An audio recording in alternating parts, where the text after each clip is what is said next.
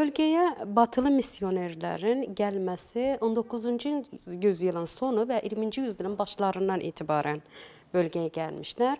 Bu misyonerlerin arasında en faaliyet gösterenler Amerika ve Rus misyonerleri olmuştur.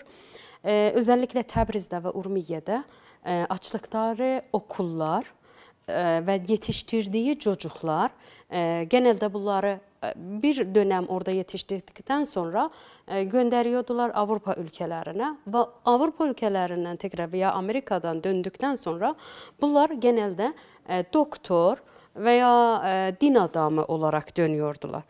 Döndükten sonra Təbrizdə və Urmiyyədə önce bu mezhebi propagandalar yapıyordular.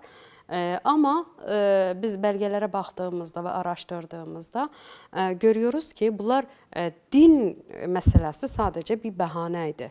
Ve aslında bunların yaptıkları işler Birinci Dünya Savaşı'na hazırlanmak idi. Çünkü biz Ermenilerin Doktor Şed'in ve özellikle Doktor Şed ve Doktor Anne Manne'nin yaptığı faaliyetleri Birinci Dünya Savaşı'nda asıl Urmiyyədə olan katliamların müsebbibi, nedeni bu misyonerlerdiler. Rus misyonerleri diğer ülkelerden gelen misyonerlerden daha etkili olmuştular. Rus misyonerleri ve rahipleri sadece Urmiyyədə yaptıkları faaliyetlerin neticesinde İran ve Osmanlı Ermənilerinden yaklaşık 17.000 kişini kendi təbaalarına geçirmişler ve tədricən Rus Ortodoks məzhəbinə geçmelerini sağlamışlardır. Yani o dönemde 17.000 kişini kendi təbaası yapmıştı.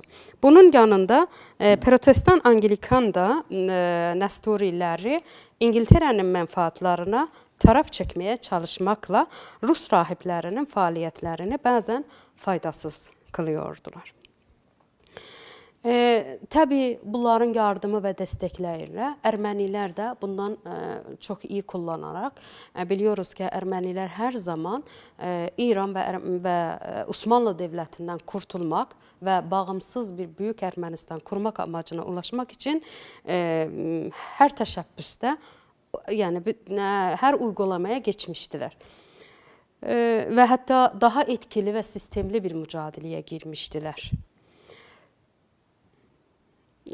Tabii onların bu yaptıkları bu çabalar da büyük devletlerin desteğiyle olmuştu. Ve hem içerideki ve hem dışarıdaki Ermeniler tarafından silahlandırılmıştı. Mesela baktığımızda belgelerde bayağı İsveçre, Makedonya, Amerika, Bulgaristan bunların hepsinden çok önemli paralar geliyor. Önemli yardımlar geliyor ve bu paralar ve desteklerin sayesinde de bunlar baş kaldırıyorlar, eylemler vücuda getiriyorlar.